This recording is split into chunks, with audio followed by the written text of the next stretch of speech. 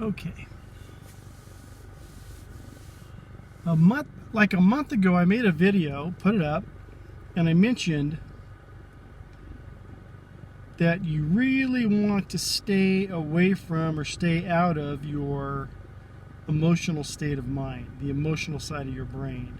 The brain, the part of your mind that reacts to whatever information it's taking in, whether it's you respond in anger or revenge or whatever your deal is, sadness, whatever. And the idea behind, I don't know if I explained it very well, but the idea behind that, or those people that will warn you about this, is you don't always have time, but you want to be of the mind that you want to decide how you're going to act to the data that comes in. Okay. Otherwise, people can just push your buttons. And I mentioned that I was in that state of mind. When you're in your emotional state, you do not make good decisions. It's hard to be rational. It's hard to be logical. All this kind of thing, because you just got to act usually just in haste. I mentioned in that video how when Katrina, the Hurricane Katrina hit the Gulf Coast, I think it was Mississippi and New Orleans there, but it hit that, and I watched it on the news for several days, 24/7.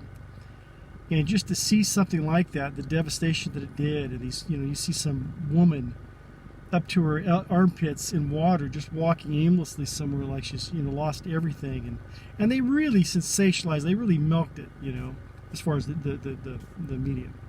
But it was a bad thing. But I mean, they showed it all to you, and then made some stories after that. But it so moved me, these images, that I was compelled to act, or react, actually is what had happened. All this information really pushed my buttons, and I felt terrible for these people. I had this need, this overwhelming need to do something. I could not just sit there and watch it. Okay? And there's some things I tried to do, but that's not the point. The point is that it drove me to act. If I was going in this direction, once I took all this information in, all of a sudden I was no longer going that direction. I was floundering over here trying to figure out something else to do. It changed my path. It became that's the wrong phrase, but anyhow, it moved me in another direction, or stopped me in my tracks, because of what I'd seen, these images. And so I knew then, and I learned later on when I started studying other things like NLP and all this kind of stuff, just how powerful imagery, images, pictures, videos, movies, language, words, word patterns, just how powerful all this stuff is, and how we fall prey to it all the time. And so I just in that video just made a warning. You really have got, especially nowadays, since every single thing out there, every video watch, news, whatever, anything coming at you is trying to get to your emotional state of mind so they can compel you to act. And typically it's the way they want you to act which enhances their agenda. Okay? If you get nothing else, get that part. But you can probably, I think everyone will get this now, you can probably sit back, look back over the last several months, look at this Floyd video, and how it so moved a great many people. There were your usual actors, the looters, the provocateurs, and the people that are taking advantage of this, BLM and all that stuff. But there were a lot of average Joes that were out there marching because they had that compelling spirit to do something. They saw this image, this Floyd cop, neck, dead, all this, and it so moved them, it compelled them to act. And people had to get out and do something, because I've been in that state of mind before. You have to do something. You can't just sit there. All right? So people protested, people made videos, this, that, and the other thing. It also got a great many people that would have typically sat on the sidelines of this to get up and do something. Look at how many people within a week were kneeling, kissing the feet of strangers. It probably felt better about themselves for doing it. What could possibly drive you to that behavior? Whether you're before or against, I'm not criticizing these people necessarily. I would not have, I hope I would have done that. I think they were completely wrong. But I know what it's like to be compelled to do something. You have to act. You can't just sit there. And so it drove many of these people who probably would have sat on the sidelines of this to go and behave in such a way because they had to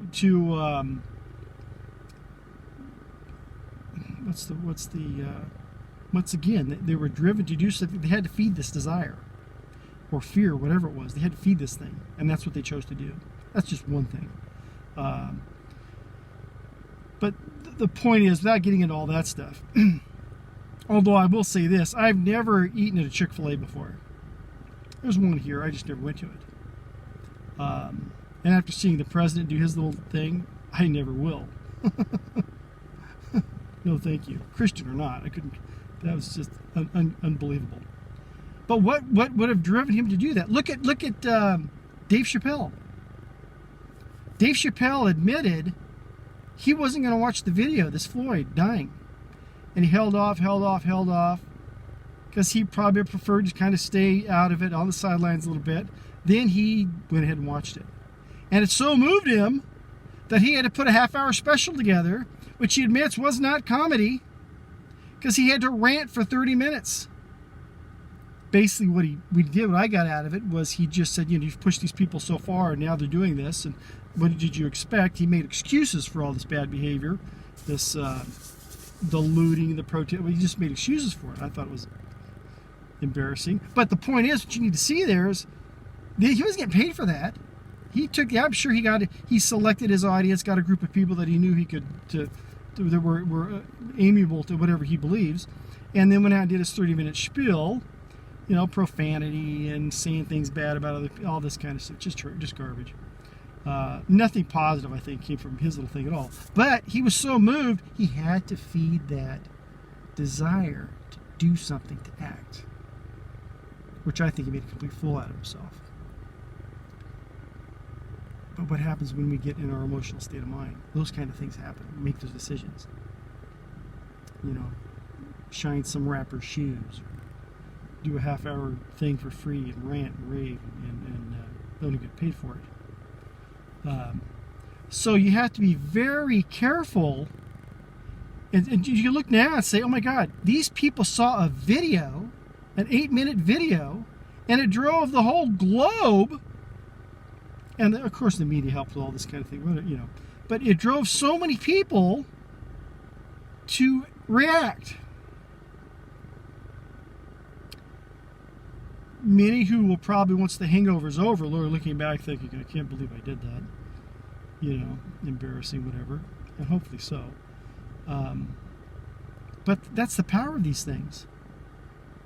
These videos, the words that people say, the phrases, the phrase that people use, we're being manipulated all the time. I mean, if you're watching news, it could be any video on YouTube, anyone's video. Everyone's trying to get to whether they know it or not, they're trying to get to your emotional state of mind, or trying to get you, at least if they're in an emotional state, which I think this is more YouTube. Your average guy on YouTube makes a video. He's in an emotional state. Could be an anger, rant, or whatever. And he wants to get you in that same state, whether he knows it or not. He wants to share it. He wants to have someone else, misery loves company. But you really have to be careful not getting your buttons pushed. Why it happens to me. I'm not saying I'm immune to this, but I just kind of know the mechanics of it.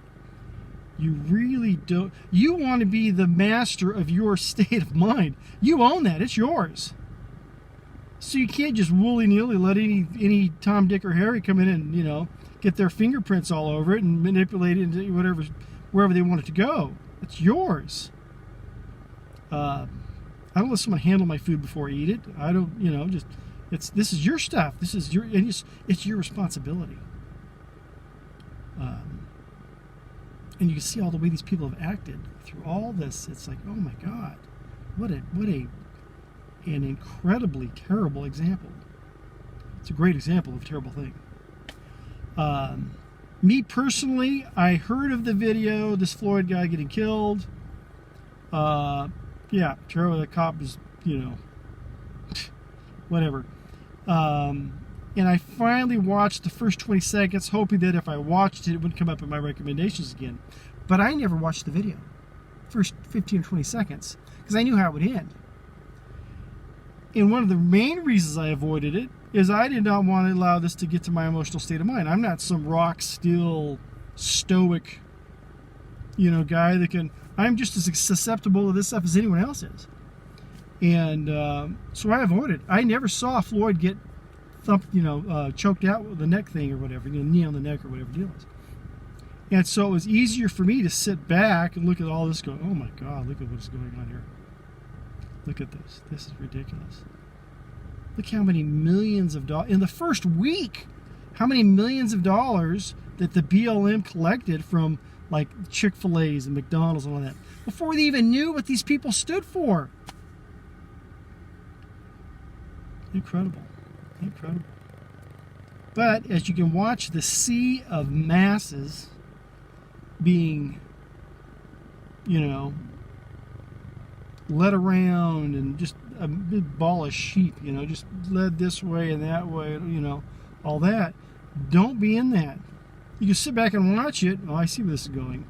I see where they're taking us. Taking them. I won't be a part of that. You really have to become dispassionate, especially today, especially the way things are right now. Everything is so overheated, so divided, so divisive, so it's just so, excuse the language, effed up. I mean, it's just embarrassing. You really got to sit back and take a look, a good, long, hard look at what you're allowing to come in. What are you aligning yourself with? What are you...